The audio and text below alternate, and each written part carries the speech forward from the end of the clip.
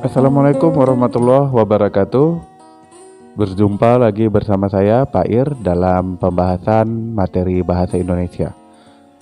Pada pembahasan kali ini saya akan membahas tentang nilai-nilai dan unsur kebahasaan yang terkandung dalam teks cerita sejarah. Sebelum kita memulai pembahasan kali ini, alangkah baiknya kita berdoa. Doa mulai. Doa selesai. Pada pertemuan kali ini kita akan membahas dua materi terkait dengan teks cerita sejarah. Yang pertama, nilai-nilai yang terkandung dalam teks cerita sejarah, dan yang kedua, unsur kebahasaan yang membangun teks cerita sejarah. Pada video sebelumnya Bapak sudah membahas tentang definisi teks cerita sejarah dan struktur yang membangun teks cerita sejarah. Jadi pada kesempatan kali ini kita akan membahas lanjutannya. Baik, yang pertama kita akan membahas tentang nilai yang terkandung dalam teks cerita sejarah. Sebelumnya kita harus memahami terlebih dahulu apa itu yang dikatakan nilai. Dalam Kamus Besar Bahasa Indonesia dijelaskan bahwa nilai adalah sifat-sifat atau hal-hal yang penting atau berguna bagi kemanusiaan. Jadi nilai sebagai suatu hal yang diyakini oleh manusia sebagai sesuatu yang berguna atau bermanfaat atau penting dalam kehidupan manusia tersebut. Sebelum kita membahas satu persatu nilai-nilai yang terkandung dalam teks cerita sejarah, Bapak akan memberikan uji coba terkait dengan nilai-nilai yang terkandung dalam teks cerita sejarah. Silakan tentukan nilai yang terkandung pada teks cerita sejarah yang pertama.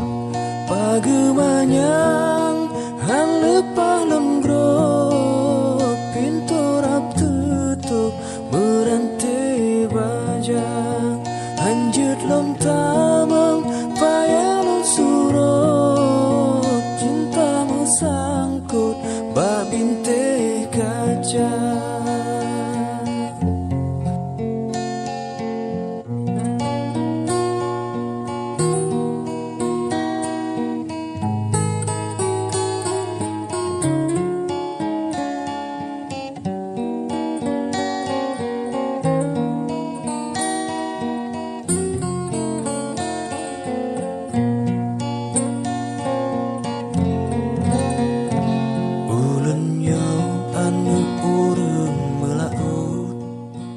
Baik, selanjutnya teks yang kedua.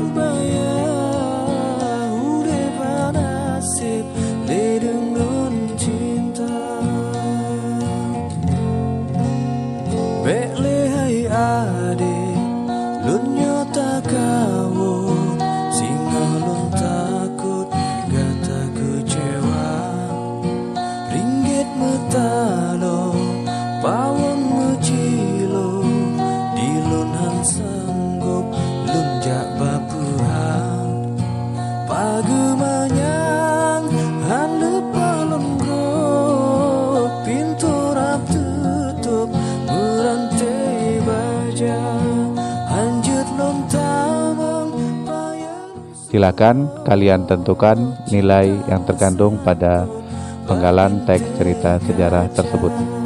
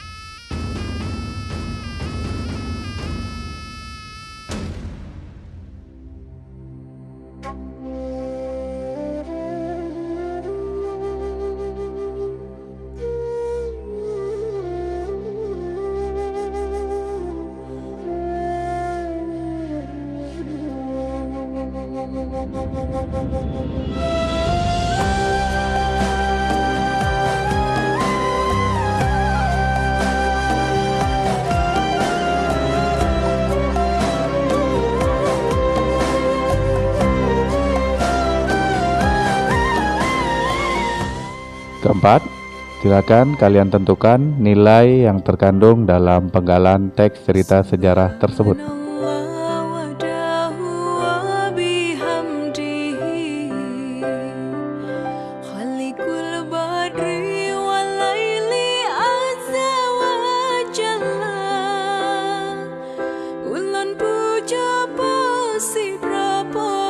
Syukur ke Rabbi ya aini ke kamu negeri bersuci Aceh mulia. Tajak perang musuh beruntuh dumsi tre Nabi yang meungki ke Rabbi ke poyang esa mesohan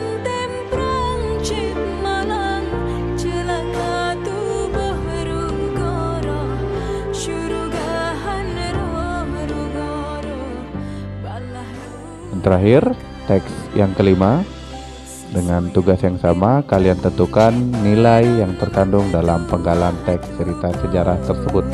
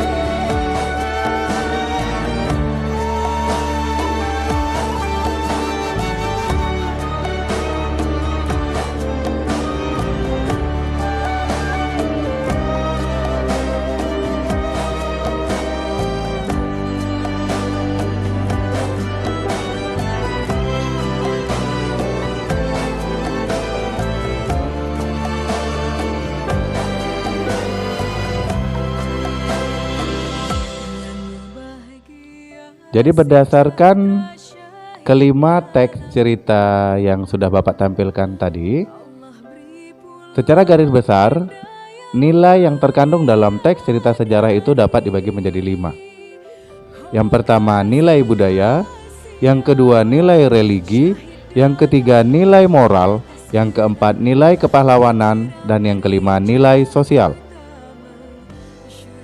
Yang pertama nilai budaya.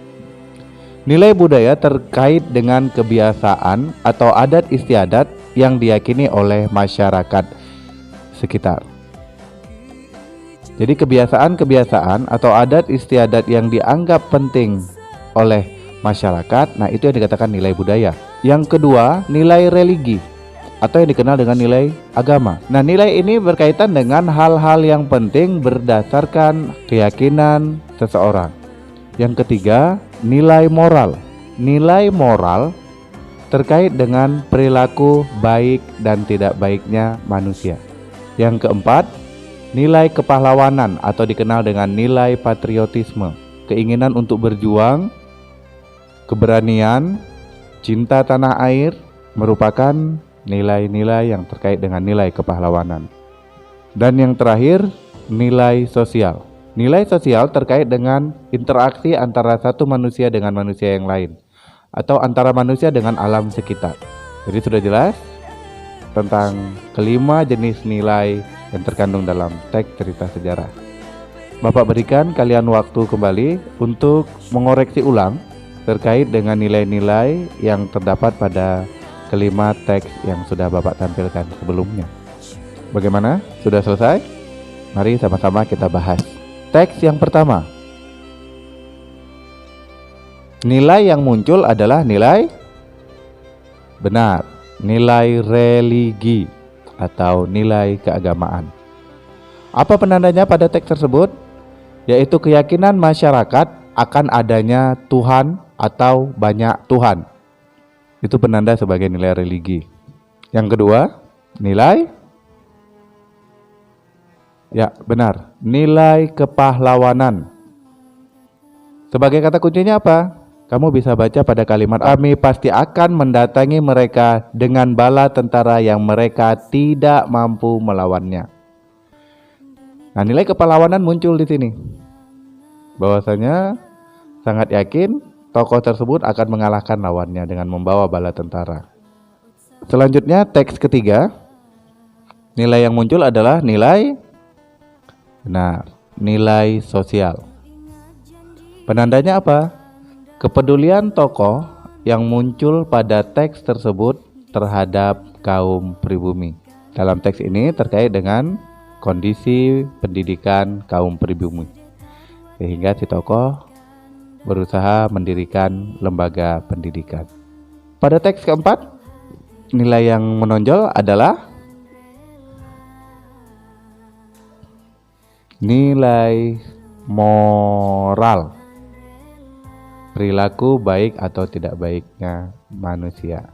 Jadi pada teks tersebut muncul perilaku tokoh Samsul Bahri dan Siti Nurbaya yang dianggap oleh masyarakat tidak baik, yaitu pertemuan seorang pemuda dengan seorang wanita yang telah menikah. Akibat dari pertemuan antara si pemuda dengan sang wanita yang merupakan istri Datuk Maringgi memunculkan suatu keributan. Dan yang terakhir, pada teks kelima, nilai yang muncul adalah nilai benar, nilai budaya. Nah, kalau pada teks kelima ini sangat mudah penandanya.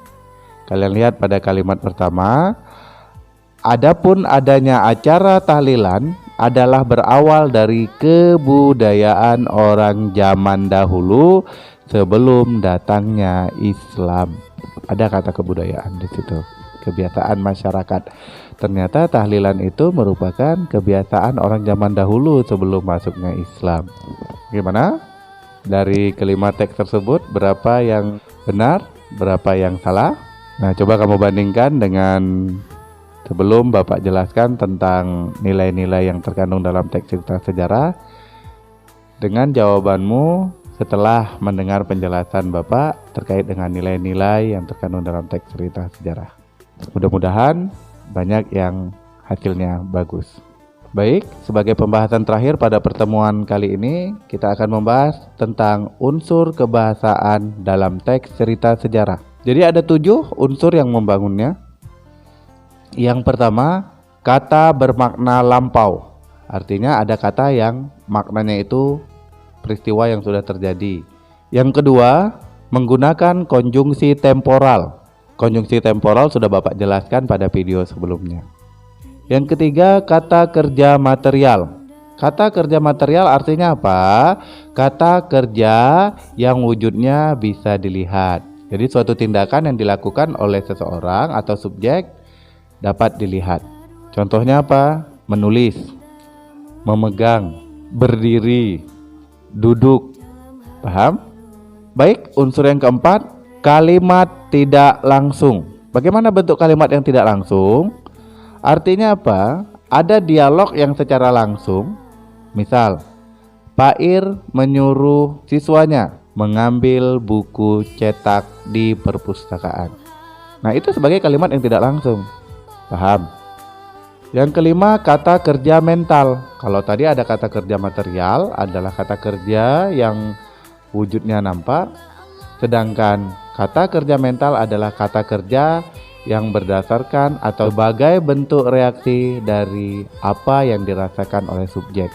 Contohnya kata kerja mental, sedih, terharu, gembira, bahagia, tersinggung, senang. Paham? Selanjutnya unsur yang keenam yaitu adanya dialog antar tokoh misalnya. Dan yang terakhir, unsur kebahasaan yang terdapat dalam teks cerita sejarah adalah kata sifat atau adjektiva. Baik, demikian pertemuan kita pada kali ini. Mohon maaf atas segala kesalahan dan kekurangan. Mudah-mudahan video ini dapat bermanfaat. Kita tutup dengan lafaz hamdalah. Alhamdulillahirrabbilalamin. Assalamualaikum warahmatullahi wabarakatuh.